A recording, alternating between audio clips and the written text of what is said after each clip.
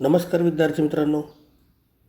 मागील तासाला आपण पैसा म्हणजे काय, त्याचबरोबर पैशाचे प्रकार याविषयी अभ्यास केला. आज आपण पैशाच्या अंगी असणारे गुणधर्म याविषयी अभ्यास करणार आहोत. त्या अगोदर पैशाच्या काही दोन महत्त्वाच्या संकल्पना या आपण पाहणार आहोत. पहिली आहे विधिग्राह्य पैसा. आता विधिग्राह्य पैसा म्हणजे काय? या पैशाला कायद्याचे पाठबळ असते आणि कायद्याचे पाठबळ असल्यामुळे कोणत्याही व्यवहारात हा पैसा स्वीकारला जातो. आज व्यवहारामध्ये सर्व जी धातूची नाणी आहेत, कागदी पैसा आहे म्हणजेच नोटा, हे दोन्हीही विधिग्राह्य पैसा म्हणून ओळखल्या जातात. कारण यांना कायद्याचं पूर्णपणे पाठबळ आहे. हा पैसा कोणीही नाकारू शकत नाही. अगदी प्रत्येक व्यवहारामध्ये या पैशाचा स्वीकार केला जातो. विधिग्राह्य पैशामध्ये पुन्हा दोन संकल्पना येतात. एक आहे मर्यादित विधिग्राह्य पैसा आणि दुसरा अमर्यादित विधिग्राह्य पैसा. मर्यादित या शब्दामध्ये अर्थ आहे की जो पैसा कमीत कमी व्यवहाराकरिता वापरला जातो. यदाकदाचित मोठमोठ्या व्यवहारांमध्ये तो नाकारला जाऊ शकतो, तो मर्यादित विधिग्राह्य पैसा. सर्व धातूची नाणी एका ठराविक व्यवहारापर्यंत आपण वापरतो. मोठमोठ्या व्यवहारांमध्ये त्यांचा आपण फारसा वापर करत नाही. दुसरा आहे अमर्यादित विधिग्राह्य पैसा. अमर्याद, त्याला कुठलीही मर्यादा नाही, म्हणजेच व्यवहाराची मर्यादा. मोठमोठ्या व्यवहारांपर्यंत हा पैसा स्वीकारला जातो. उदाहरणार्थ सर्व कागदी चलन, सर्व नोटा, ही पहिली संकल्पना. दुसरी आहे अविधिग्राह्य पैसा. या पैशाला कायद्याचे पाठबळ नसते, तो नाकारता येतो. आणि या पैशाला पर्यायी पैसा किंवा ऐच्छिक पैसा असेही म्हणतात. आज आपण पाहतो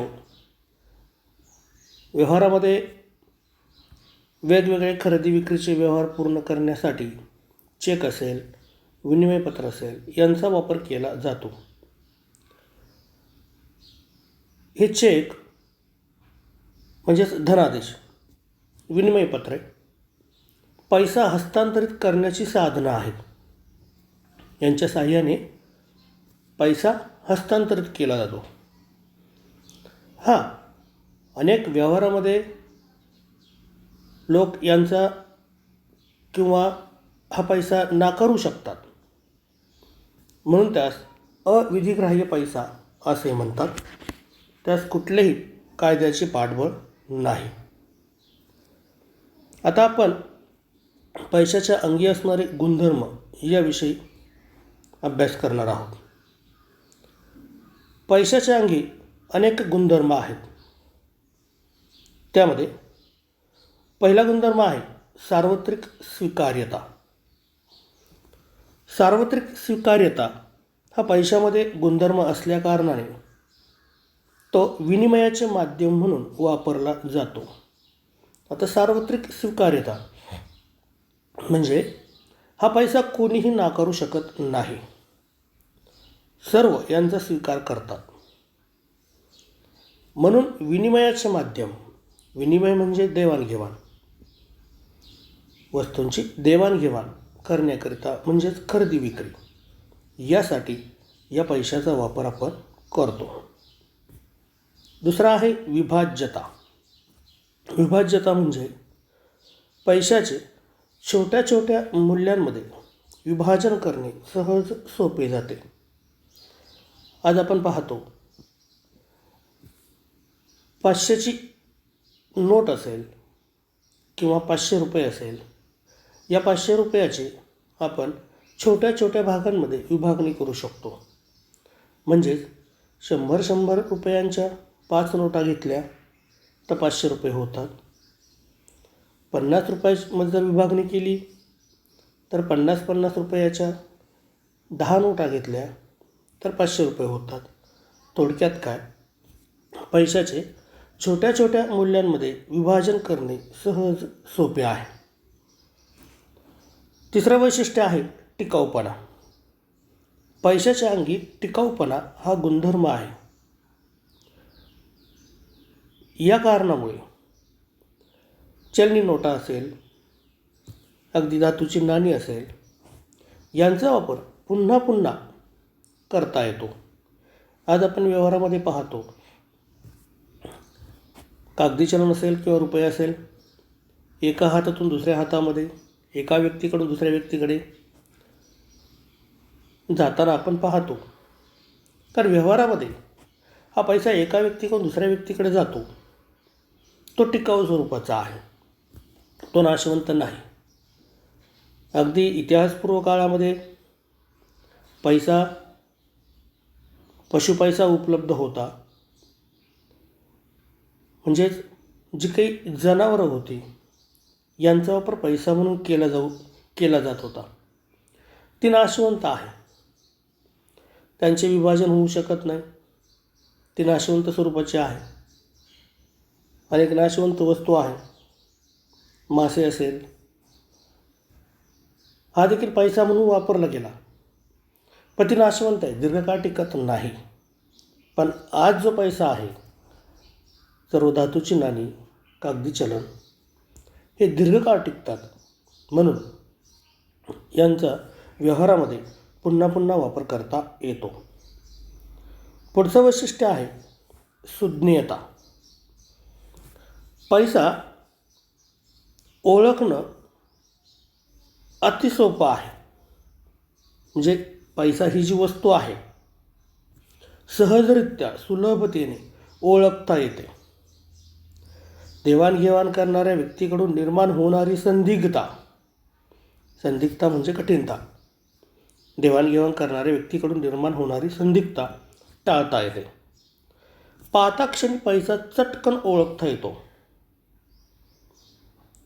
म्हणून त्या पैशामध्ये सुज्ञता हा एक गुणधर्म आहे. त्यानंतर वहनीयता. वहनीयता म्हणजे वाहून नेणे. एका ठिकाणाहून दुसऱ्या ठिकाणी सहजरित्या सोयीनुसार पैसा आपल्याला वाहून नेता येतो. अगदी सर्व धातूंची नाणी असेल, कागदी चलन असेल, यांच्यामध्ये वहनीयता आहे. धातूच्या नाण्याची तुलना केली तर कागदी पैशामध्ये वहनीयता खूप जास्त आहे. कारण आपण कागदी चलन एका ठिकाणाहून दुसऱ्या ठिकाणी सहजरित्या वाहून नेऊ शकतो. म्हणून पैशामध्ये वहनीयता हा गुणधर्म आहे. पुढे आहे एकजिन्सीपणा. एकजिन्सीपणा एखाद्या विशिष्ट परिमाणाचे पैसे गुणवैशिष्ट्यामुळे एकजिन्सी दिसतात. पैशामध्ये एकजिन्सीपणा आहे. अगदी कुठलीही नोट असेल, उदाहरणार्थ 500ची नोट असेल, 2 500च्या नोटा जर घेतल्या तर दोन्ही एकजिन्सी आहे, सर्व गुणधर्माने एकजिन्सी आहे, एकसारखी आहे. म्हणून एकजिन्सीपणा पैशामध्ये गुणधर्म हा दिसून येतो. त्यामुळे पैशामध्ये विश्वास जो आहे, लोकांचा विश्वास हा चटकन बसतो. एक तर काय त्याचं पाठबळ आहे, पैसा चटकन ओळखता येतो, त्यामुळे लोकांचा त्यावर अधिक विश्वास बसतो. पुढचं वैशिष्ट्य आहे स्थिरता. पैशाला स्थिर मौद्रिक मूल्य आहे. ते वस्तू व सेवांचे विनिमय मूल्य मोजण्यासाठी वापरतात. या वस्तूंची देवाणघेवाण भविष्यातील गरजानुसार केली जाते. पैशामध्ये स्थिरता हा गुणधर्म आहे. इतर वस्तूंच्या मूल्याच्या तुलनेने पैशातील मूल्य हे जास्त स्थिर आहे. त्यामध्ये फारसा बदल होत नाही. म्हणून व्यवहारामध्ये पैसा सहजरित्या वापरता येतो. भविष्यातील वेगवेगळ्या गरजा असेल या भागविण्यासाठी, भविष्यातील वेगवेगळी देणी असेल त्यासाठी पैशाचा वापर हा अधिक केला जातो. तर विद्यार्थी मित्रांनो, पैशामध्ये हे सर्व गुणधर्म असल्याकारणाने पैशामध्ये लोकांचा विश्वास हा पटकन बसतो.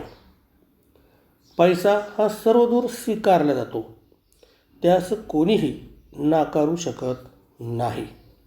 तर ही पैशाच्या अंगी असलेले विविध गुणधर्म आहेत. तर विद्यार्थी मित्रांनो, बाकी घटक आपण पुढील तासिकेला पाहू. धन्यवाद.